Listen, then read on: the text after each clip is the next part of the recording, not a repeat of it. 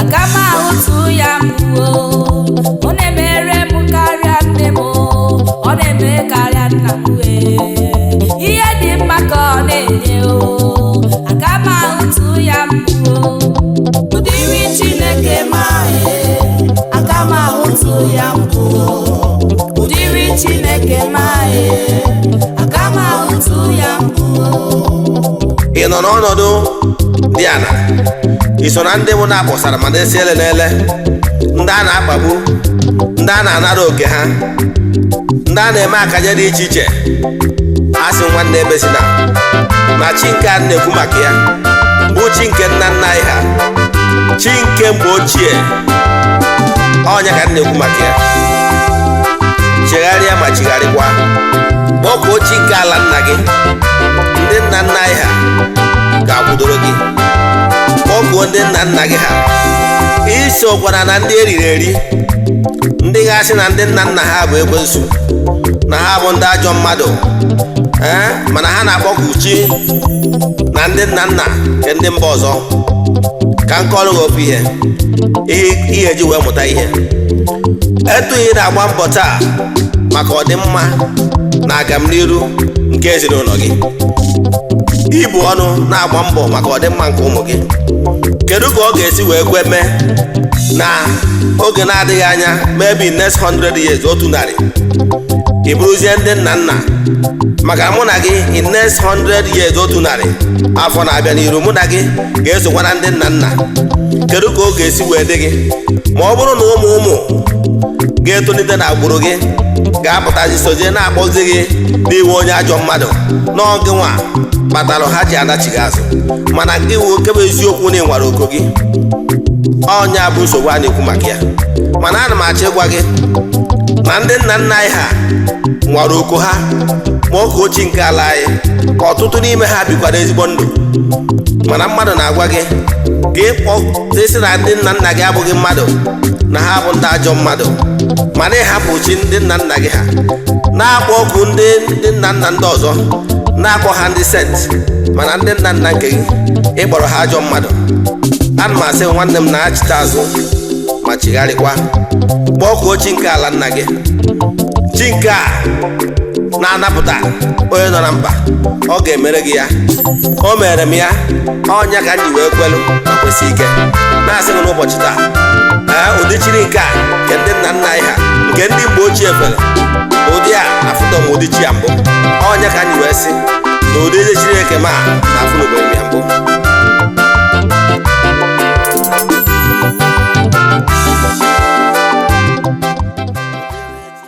Good morning viewers all over the world. Egwu ịnụ kịta bụ egwu si na ngalaba na-afụ gbasara mgbasa ozi ọdịnala Igbo n'Ugochi Chukwu ọdịnala temple a na-akpọ Nkwa group led by me. We have all the rights. Ọ bụrụ na ị like ya bụ egwu, jee na audio mark, the iTunes and rest of them ka ị chọọ ya bụ egwu ma download ya. For some of you that are seeing me for the first time, call me Ogbuefi Eze-Ana Ugochi Tubelu n'Oraifite, ma ọ bụ kpọọ m Akachukwu. Abụ m onye isi nchụaja n'Ugochi Chukwu ọdịnala temple. Anyị na-agba afa miri emi, rụkwazi ọrụ mmụọ dị iche iche. Abụkwazi m onye isi nchụaja n'ọdịnala Restoration Evangelical Mission, bụrụkwa onye mgbasa ozi ọdịnala Igbo. So you can call me a priest or an evangelist. I will answer.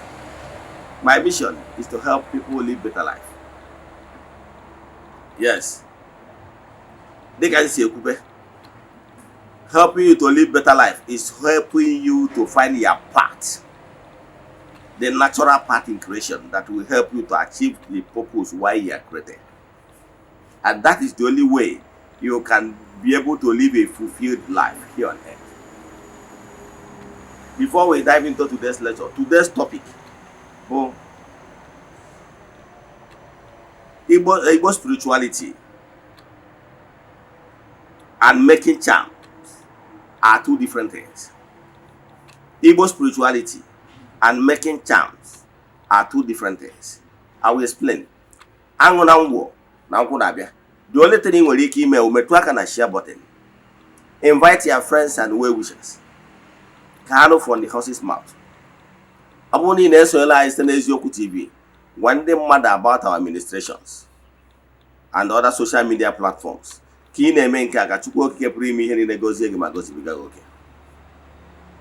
Before we dive into today's lecture proper, important announcement. We are still in the month of February, and we still have our group ritual, monthly rituals ongoing. You can still join us anywhere you are under the sun. Makanike schools mbadu. One day chụwakwa aja maka na aja karịrị ọgwụ. Ihe abụ aja a na-achụ n'igwe a na-abịakọta ọnụ contribute token wee na-achụ aja dị iche iche na-eme saraka n'aha mmadụ dum. We started this group rituals over 3 years now. We have lots of testimonies, believe in me. But as you all know, we don't share testimonies on social media or even in Ezioku TV. You know why? It's not necessary. It's not why we are here. But I can tell you, so what am I saying? Bona, I'm interested. Israel na aja ana-achụ n'igwe. Ihe ga-eme if forward your 3 prayer requests, I get them an altar na-achụ aja na-agụ ọfọ na-ekwubi okwu n'isi ganye n'ọnwa agwụ. Yes. Ihe ọzọ ị kwesịrị ịma ahụ n'isi ụtụtụ ejego dị m na temple chụọ aja gọọ ọfọ kwubi okwu n'isi ndị niile sonyere anyị all over the world. And I ga-emegide till the last day of the month. On the last day of the month, I ga-eje na mmiri were so ihe ọnụ na-eri only the fruits. Jee mere ụmụ ihe bi na mmiri saraka n'afọ mmadụ dum. Anyị jee na-akpọ ọkalete ndị mmiri chụọ aja for favor. Anyị gbagọtazie na temple chụọ aja to entities of powers n'afọ mmadụ dum. Jezie n'ebe nchụ aja gbuo ebudu mee saraka. Nwanne chụwakwa aja maka na aja karịrị ọgwụ. Yes, aja ịchụ aja bụ the natural norms. Ịchụ aja bụ natural norms following the natural process. So before we dive into today's lecture, ihe kwesịrị ịma bụ ife dị nnukwute mkpa. So pay attention, gwa ya friends ka ha join ya line. So ọ bụrụ na ị nwere ajụjụ ị nwere na nkụzi a ma ọ bụ na ịchọ ka agbalị gị afa miri emi, ihe ị ga-eme bụ chat ya m na WhatsApp 0805 78 37 672. I repeat 0805 78 37 672 ma ọ bụ 0813 82 43 871. I repeat 0813 82 43 871. Then ihe ndị a ka ị kwesịrị isi wee send a message. Then let's now proceed n'ihe gbasara nkụzi anyị ji bịa. Remember the topic of today bụ Igbo spirituality and making of charms, negative charms, are two different things. So I will explain everything in details for you to understand what Igbo spirituality is all about. Then and what charms is all about, negative charms. Now, like I told you before, spirituality is one all over the globe. I have made my research, read so many spiritual books, and I can tell you for a fact, without missing words, that spirituality is one because Chukwu Wofu. The only difference is na namba na suno nunu mana akwu kwala oburu ofu. Yes. As wana kode namba na egere mba ni is the approach. It's like people going to Lagos. And well, many ways to kill a rat. And so many ways to go to Lagos. Some people can go by flight, some people can go by train, some can go by road, some can go with car, some can go with a truck, some can go with bus. Yes. Yes. So here na check that Igbo spirituality has been in African way of worship from time immemorial. Igbo spirituality, it consists of aja. From the ancient time, Bible, aja, anachu, the aja of appeasement. Aja iroma, aja usuroku, aja mwara mehe, aja di iche, aja favor, any nuts. So Igbo spirituality is a system of worship that encourages you to always appease, do appeasement, building personal relations with you, knowing fully well that other back of what is on. So Igbo spirituality encourages you to know that whenever you are approaching money get something in order to strike a balance in creation. If you want not to be indebted to more to anybody, whenever you receive favor to anybody, try as much as possible to reciprocate by giving something in return in order to strike a balance in creation. That is what Igbo spirituality encourages. Igbo spirituality does not condone laziness. Yes, Igbo spirituality is a spirituality built on conviction, practical practices, and working hard. Igbo spirituality does not encourage get rich quick. Igbo spirituality encourages and make you to understand that hard work pays. Igbo spirituality encourages you and inform you that aka aja aja na-ebute ọnụ mmanụ mmanụ. You must work before you chop. But in this modern world, in the present generation, people are misplacing and misunderstanding what Igbo spirituality is all about. Asking people to come back to their root is not no. Igbo spirituality is not what Igbo spirituality is preaching. Igbo, when we are, since 2020, when we are in this social media platform, calling upon people to go back to their roots, is not a way of to get rich quick, no. But the only thing we are clamoring for, somebody like me, is recognize your roots. Ihe na-esi na nke onye akarịa na onye kpọọ ọbụ ya mkpọkọrọ agbata obi were kpaa ihe na your root is where your DNA lies. Yes, because I thought mmụọ na-akpọ m oku ozi na-ada ebe ọ bụ na nje na-agwa m na-akpọkwara m oku ebe ọ bụ na agwa nna eji na-asị m go back to your family, go and recognize mmụọ dị be nna gị na ihe na-eme gị isi n'ụlọ. I don't know the kind of message you are receiving right now, but I can tell you some of you are still receiving the same message, that you should go back to your roots. You should go back to your fathers and ask questions, that your problem is coming from your root. Some people, once they receive this kind of message, they will misunderstand it. They will be thinking that the cause of their problem is their family root. It's not true. What it simply means is that then when disconnection, there is disconnection between you and your roots.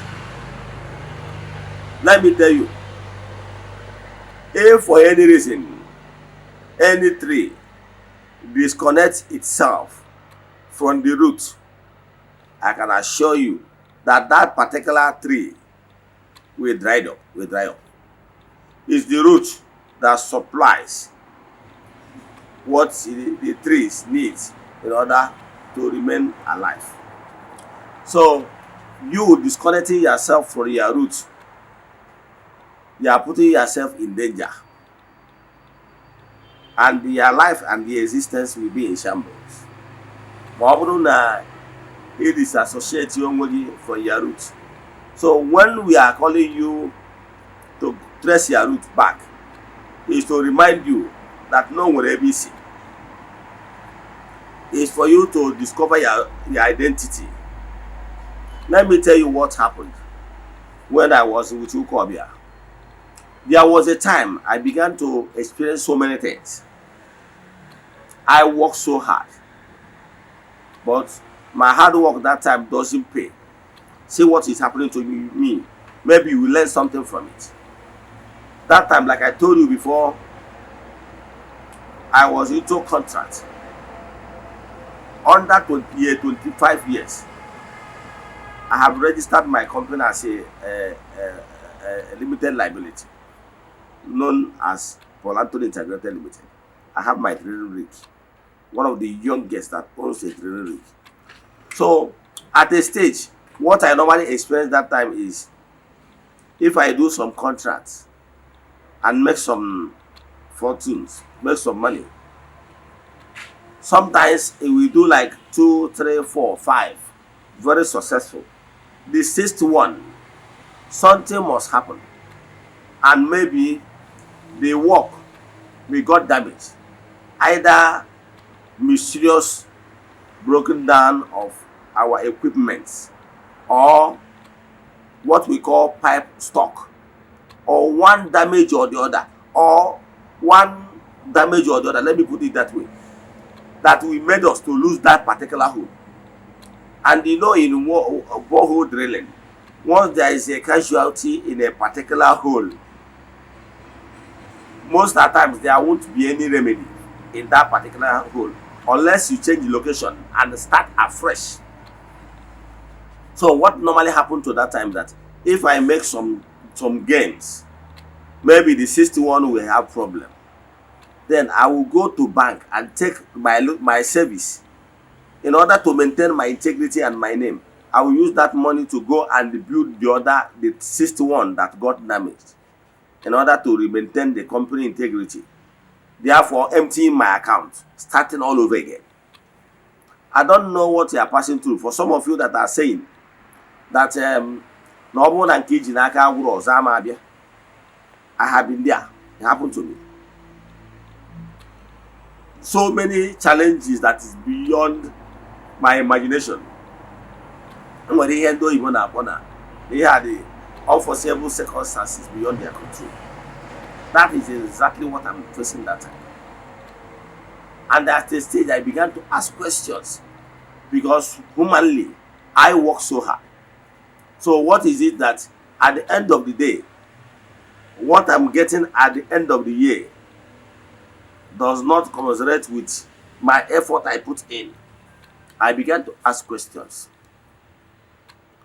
Yes, anywhere I go, even if I go to prophetic ministry or got message from anywhere and any message from so many angles, they will say, be pointing, I should go to my root.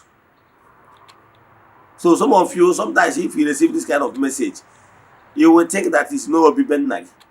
You will think that it's now Aquarium Modibenag. You will be thinking that name or family altar that is disturbing you. No. Most of the times, people normally misinterpret it. Most of the times, you mean Rubuna, that your family roots are no longer backing you. You are no longer being on the good book of your ancestral forces. So therefore, in Igbo na acha, you are laboring in vain. So what you have to do is not to go and destroy those your roots.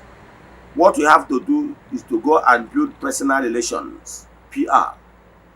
Make amend, make appeasement, and be in their good book. Believe in me, they will help you to achieve massively. They will help you a lot in order for things to be better for you. Because in the Igbo, see what Igbo adage says, and I quote: if your father sent you a message, a child that his father sent a message can use the leg to break door. Because you have this confidence that you know who sent you. So once you are with your forces, you will do wonders. You will be motivated. Yes. Let me give you another example. If for any reason, I have so many friends living in US. Now, if for any reason a child of mine decide to go to US and he did not carry me along, if you go to US, it's not going to be easy for you. You might later succeed in life like others,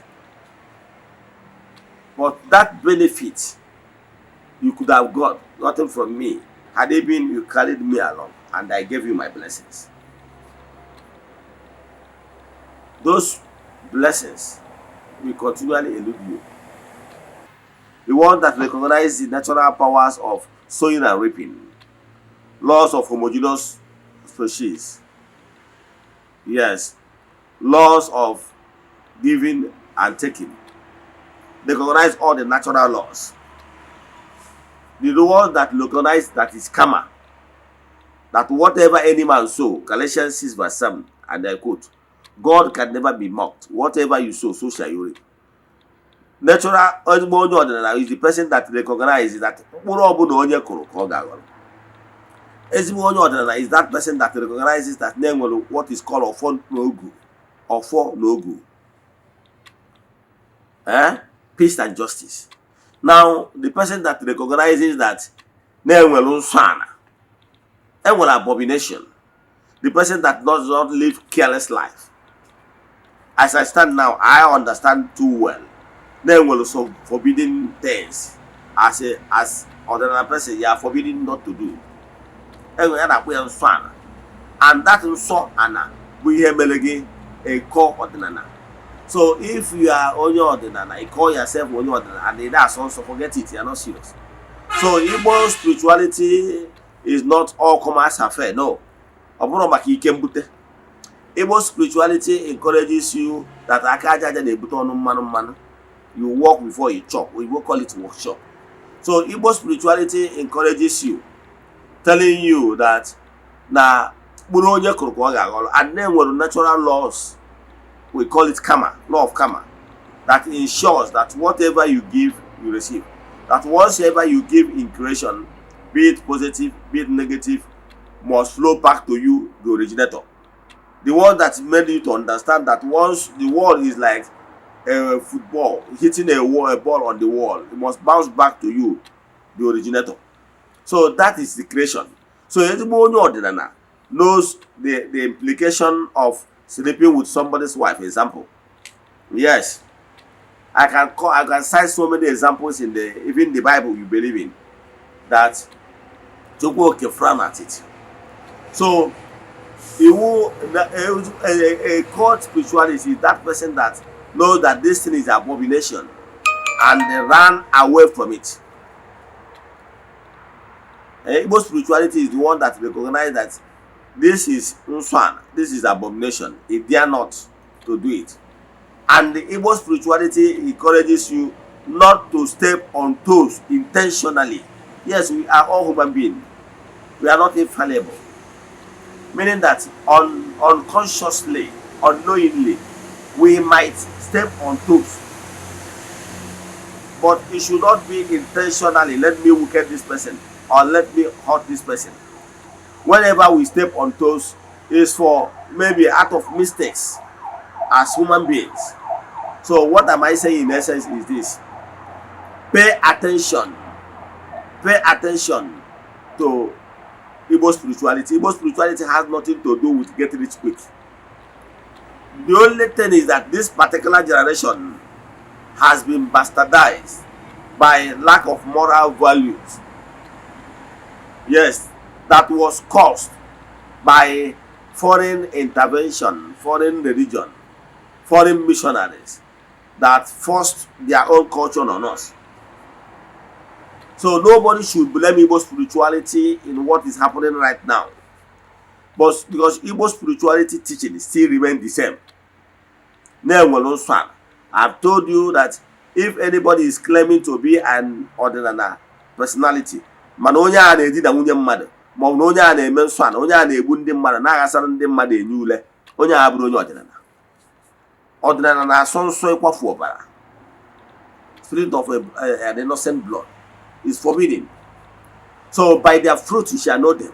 Anybody that is encourages or dwelling in immoralities is not only ordinary.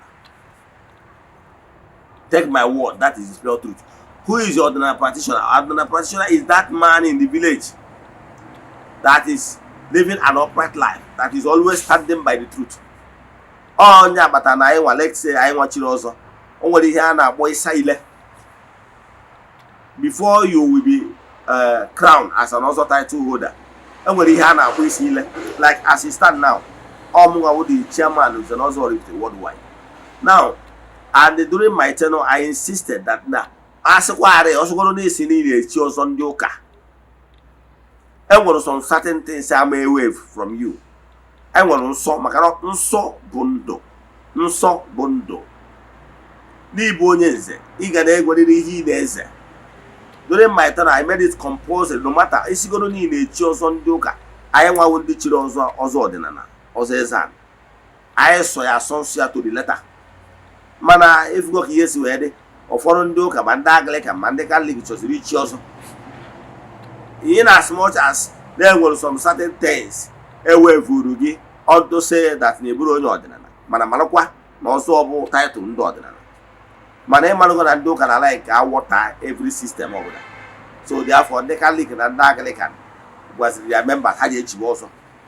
That is the reason why some towns ije na ya ịfụ na ha adịghị edebezi those rule laws because na ụfọdụ na-abịazi chọbazie ka ewepụrụ ha nsọ nke a ma ọ bụ nsọ nke ọzọ. So but what am I saying? What I'm still saying is this, na be anyị nke m dịgoro in charge that na ga-asarịrị gị ile ịsa ile bụ na ị ga-ekwu eziokwu mgbe dum. Ọ bụrụ na akpọ gị n'ikpe ọbụla to say what you know you say, what you don't know you go home. So ihe abụ ihe atụrụ anya n'aka onye nze na ọzọ. It's the same thing with onye nkịtị bụkwara onye bụ onye ọdịnala. So kedu isi ọdịnala ị na-eme if you are not ịdị asọ nsọ ị na-etinye aka n'ịkwafu ọbara. So ọ ịsọ abụgoro n'onwe onye ọdịnala.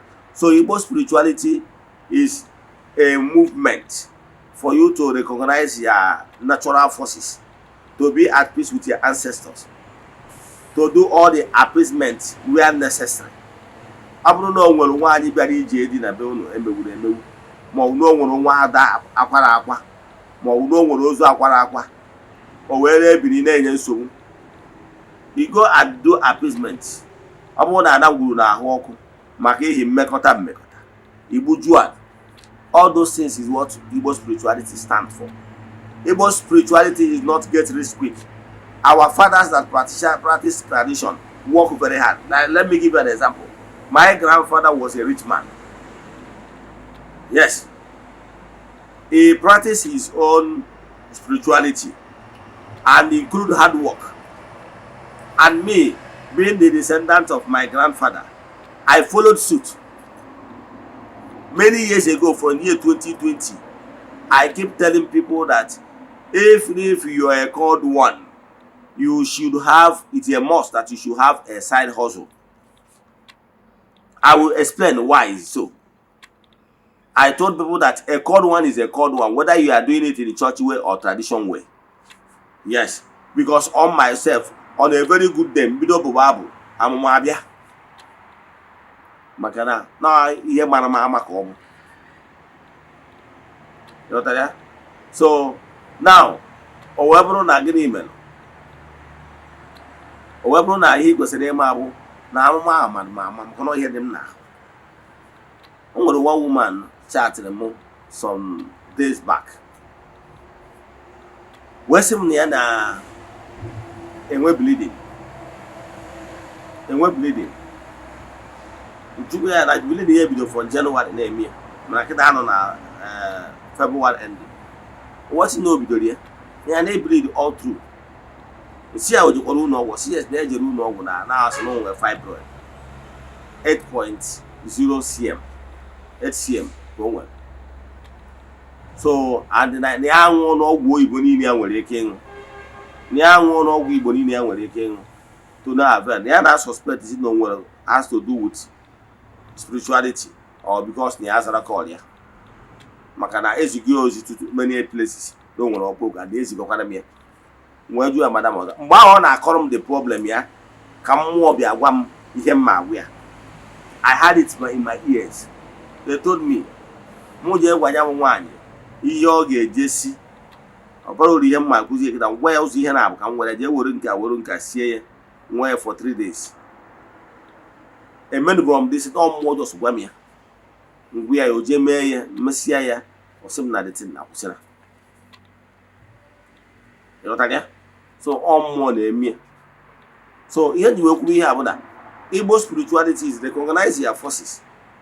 They will guide. It has nothing to do with get rich quick. However, Obro no Uba Sinachi, Uba Sinakaraka. Obro na Karaka gave on a garden, Nepuni Gado through the Kaisi Kunafa. Definitely, by the time you align with your spiritual forces, because before you were created, before you come to this world,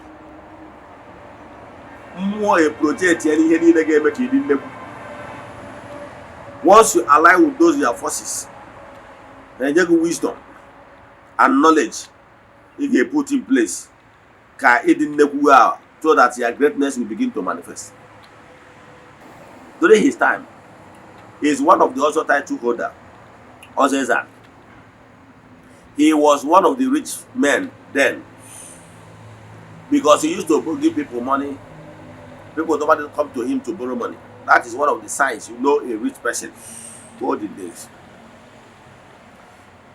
All of us know that by wine tapping gives money all the days. Even till now, if you have the strength, a gallon of pine wine, real palm wine, na buy today, as not if today, is up to 10,000 naira. Just a gallon of it. Imagine when you get like 2, 3, 4, 5 of it a day. You know how much you're making. So from that time, it's a rich thing, even till now. Only that two youth of nowadays actually work hard. So my grandfather was a one tapper, Obe Dibia, teacher. So he was successful during their time. So, and in my family, we emulate hard work. We don't when I was in my early adolescent, even when I was in school, keep on doing other side hustles. I started in my investments. I registered my business before in my early 20s. A company is already registered in corporate affairs. So all this, I keep working hard, even till eventually I answered my call. It does not stop me from working hard. I have so many investments because I understand that answering your call should not be full-time per se. Reason, because if it's the only source of income, sometimes you will be under pressure financial wise, and it might lead you to because you need a financial burden. But if you diversify what you are doing, people will come to you, you tell them the right thing without missing words. Because you are not desperate for money. So that's why I have been calling people since 2020 for people to have a side hustle. If you're a pastor, you can simply open a spiritual shop where you sell those religious articles which you believe in, like Bible and other etc. and etc. Then the same thing with if you are an ordinary person. When I started my work as an ordinary person, the first thing I did is to open a spiritual shop where I sell so many things that has to do with spirituality. Till when I became too busy, I have to give somebody there so be managing it. From there, I open a factory, I do this one, do this. So have chance of business. Because once you have chance of business, then you will not be under pressure for money. You don't have any reason for you why you say what the Spirit does not ask you to say because of money. So I'm encouraging code words. Whether you are doing in a religious church way or you are doing another way, please have side hustle. Have another business you are doing. Well, the most important thing is that you are answering your call. But there is some certain business that is affiliated with your call. There is some certain business that is so that you will not be under pressure. Not only even the called one, even you that you are just an individual. Make sure you diversify and have multiple streams of income. It will help you. So what am I saying? Igbo spirituality does not support or encourages you to go and be doing okite or whatever I call it, and the rest of them. All these things is a shortcut people built for themselves for reason best known to them. What they're actually trying to do is to bypass nature.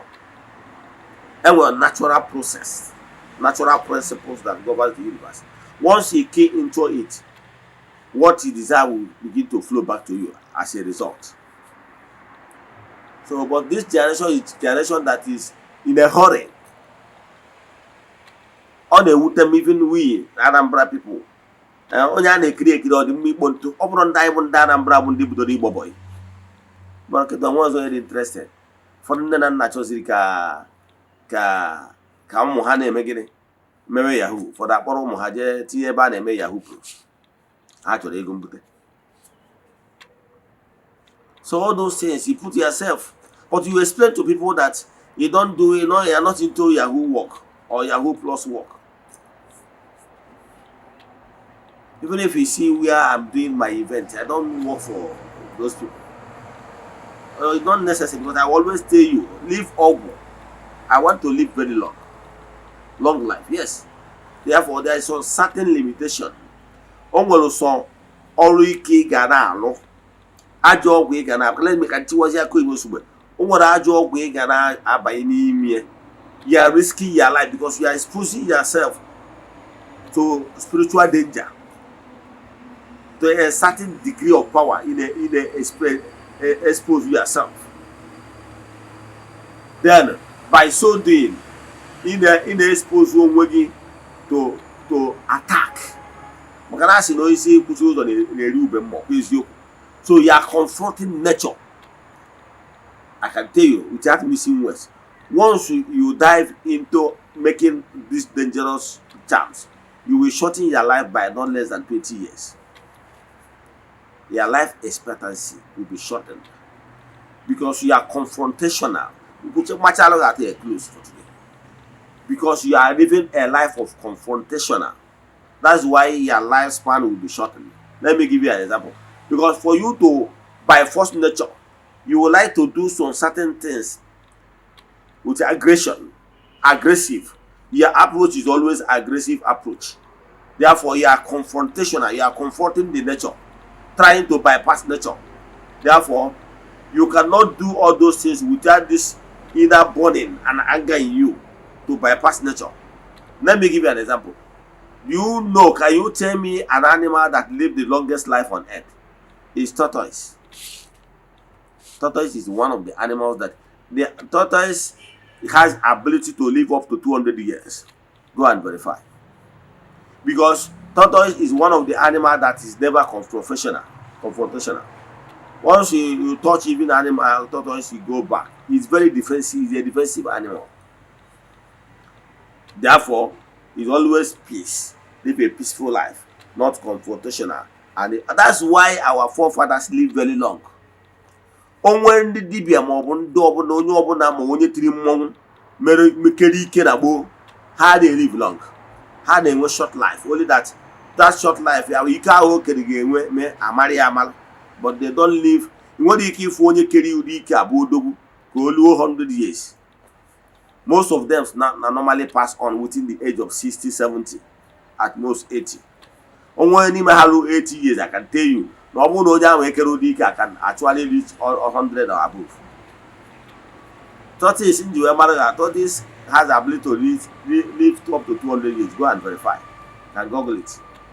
Now, the same thing, but do you know lion? Do you know lion? Yes, you know that lion. Lion is confrontational. Is fearless. Lion, female lion.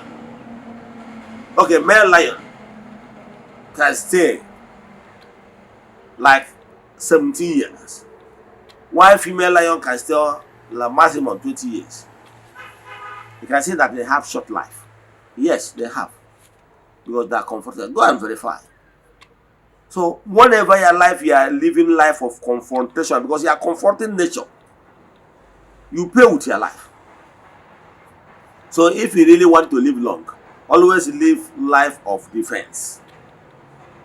It will help you to live life because you are not always attacking. Because people will say the best form of defense is the attack. The best form of defense is the attack. Some people believe that, but I don't believe so. if I'm a football coach, I believe that the best form of defense is to build the solid midfield. Don't forget that I used to be a footballer to my level, maybe those days in school, but I played very well. But I can tell you, however, I play a winger actually. But what I can tell you, midfield, if you are playing match, I'm a coach. It doesn't make point you trying to play defensive all through the games. I can tell you can concede one or two. Once you concede one, you will try to adjust your pattern in order to cancel that one. You conceive another one, and that is game over. But if you understand the principle, what you have to do is you are playing with somebody that is more better than you. Just play one man up front. If you have somebody that knows how to do long range as a attacker, number 9, leave that person there. Then choke the midfield. Choke the midfield. Because on that midfield, then don't say you choke the defense. While your midfield, the 4 and 10 is very poor. You have a problem, I can tell you. But what you have to do, forget about defense. Leave those defense line. Then choke the midfield. Then the wingers, the left winger and right winger come back and join the midfield. On 90 minutes. We didn't care Jose Mourinho. 90 minutes, no goal. No one defense line can show him. It's what I call the life. Build, choke the middle. Don't, because once you go all defense, the pressure 90 minutes and above will you pressure are there on your half. Man, choke the midfield, it balance the game. So it's what I call the life. In life, whatever you are doing in life, balance it. Don't expose yourself by being more confrontational. What's gonna be, gonna be. Work, do your best. Give your best shot in whatever you are doing, in your business, in your handwork. Then allow the nature to do the rest. So know it today that Igbo spirituality and making of charm is 2 different things. That spirituality, Igbo spiritual person is that man that is in the village saying the truth all the time. Na akpọkwu ndị aka na ndị egere, ndị anịkantana, ndị Igbo, ndị nna nna anyị ha, na akpọkwu the medium spirits to help and intercede in his case. That is ordinary person. I believe when they consult the Dangelun Kechu, but we are not worshiping them. However, we consult them to help us. We have some certain entities or powers where they can solve your problems because they are given mandate to solve problems of such magnitude. So, Mana Ogu put some elements that always like shortcuts. It's like some people in Christianity and other world religion that normally go outside the Christian faith propagate. They go into higher occult practices. Abroad their religion can get blame, but how one don't want her because now actually Modobu, actually Mokanga. Where deviate from that original faith, where Jose Kahaga to higher something. The same thing now home for they hide under ordinary. But actually each hot corners, however, into Igwa Jogu. So yen na chekowabo onwe onye ordinary jereme ihe ọjọọ, hold that person responsible. Onwe dibia mere ihe ọjọọ gwa ajọ ọgwụ gbuo mmadụ, hold that person responsible. Not because of no nwere onye mere ihe ọjọọ ibozi ọdịnala niile ajọ maka na ọ bụrụ ọdịnala sendere ya. Let onye ọnwa si na ebe onye ọdịnala si gasị na no Igbo spirituality sịrị ya gbuo mmadụ onwero. Igbo spirituality gwara ga akwafukwa n'ọbara. Ebe a gbafuru ọbara a na-agba ọsọ ọchụ. So ihe na-akwụsị alụ adịghị eme alụ. Alụsị ebe alụ kwụsị. So here na-achịkwa na Igbo spirituality does not condone ịgwa ajọ ọgwụ. Na ịgwa ajọ ọgwụ bụrụ ihe ndị mmadụ ji aka ha wee kwụsịrị mmere onwe fa ka ha wee kee mee ọkanga. O nwere mmọnwụ dị na be anyị. Mmọnwụ a onye tiri mmọnwụ a bụ mmọnwụ a na-akpọ ọkpịrị. mgbe nnukwu nna tiri nya bụ mmọnwụ tichara mmọnwụ anwa o tichara mmụọ ahụ gbee ebu na mmụọ mkpamkpa na akpa na agbụrụ ya ruo taa ọ stori mma ọfụma bikos na m nwere ikwu na that agbụrụ ịghọtara ya o megidoro ha na wipe out maka na ebe esi lụta nne mụtalụ nna m is from that place agbụrụ gbụchapụrụ agbụchapụ because of na ike ekere eke enwere ndị nnukwu nna fatiri mmọnwụ daa mmọnwụ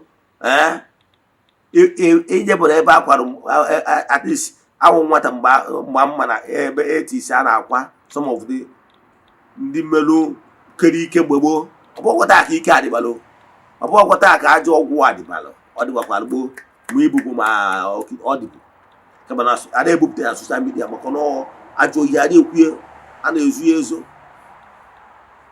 o nwere mmọnwụ ya ahụ gbachaa n'akwa etu a ọchị ya na etu a hei anyị ebu ọgwụ a na-ana ọ tụkwasị aka n'oisi akpọnwụọ enwere African science ọ dị mana ana m achọ ịgwa gị na that fact African science were people that goes into another level of science to formulate it mana ọ bụrụ part of the Igbo spirituality.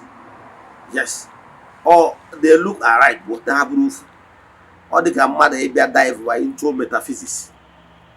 Yes, o nwere ike ebe ihe esi wee dive ọdụ ga-asị na-akọ maka theology at a stage if ọ gbara mkpị na but there are two different things. Quote me anywhere.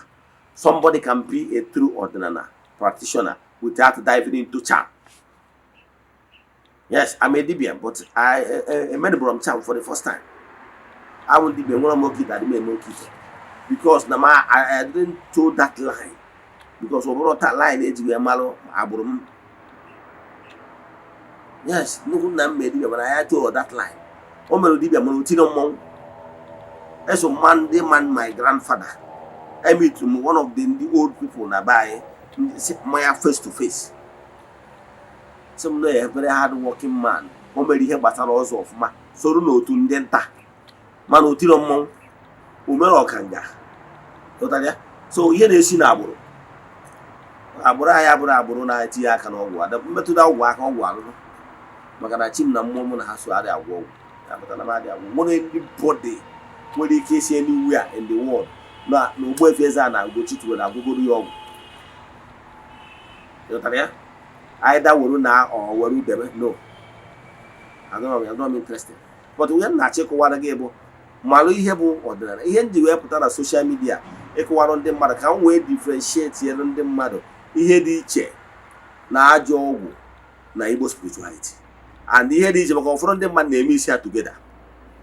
Ọ nwere ndị nwere ike nnukwu nna ha etinye mmọnwụ so na ndị ga-eto eburu n'izu ọgwụ ma ọkanga mee odogwu ọnwụ ihe awụ mmadụ imere onwe ya odogwu o metezi odogwu ahụ o metezi ọgbacha ojebe nsogbu odogwu anwa nna ha mechara nyewezie nsogbu na ngwuru asị na nna ha mere ọdịnala ọ bụrụ ọdịnala ka nnụnụ kere ike nnụnụ mere odogwu bụrụ ọdịnala nkịtị ka o mere isi na ọdịnala because no ọdịnala nwoke anọ na village na-awụ ọjị na-atụ nzu has nothing to do with ọgwụ.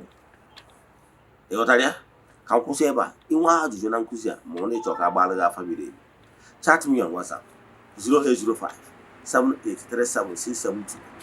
I repeat 0805 7837672 ma ọ bụ 081138243 I repeat 0813-8243-871. I'm only in Eze-Ana TV. Now na screen. We have number in there. Na agakwa no good television. I'm a curious. Yes, that number only for na this screen is the number you know time. I'm one in Eze-Ana social media. Join our page. Here have our number. Can you say that? I'm only watching Kusa in food. Join my YouTube channel. Eze-Ana go chitubero if the more we have my lectures or Eze-Ana TV na YouTube. More we na my social media platform, the Facebook, the TikTok. Names remain the same. Eze-Ana go chitubero if them. As I'm not one on web project you actually. Emecha no you poor me. But one number 0805 7837672. May the power of the Chukwu keep me here in the be with you all. May you be favored. May the work of your hands begin to yield fruit. May you be protected. May you be favored. May man and woman begin to recognize you. May your handwork never be in vain. Now to go to the See you tomorrow. No, enjoy the rest of your day. Thank you.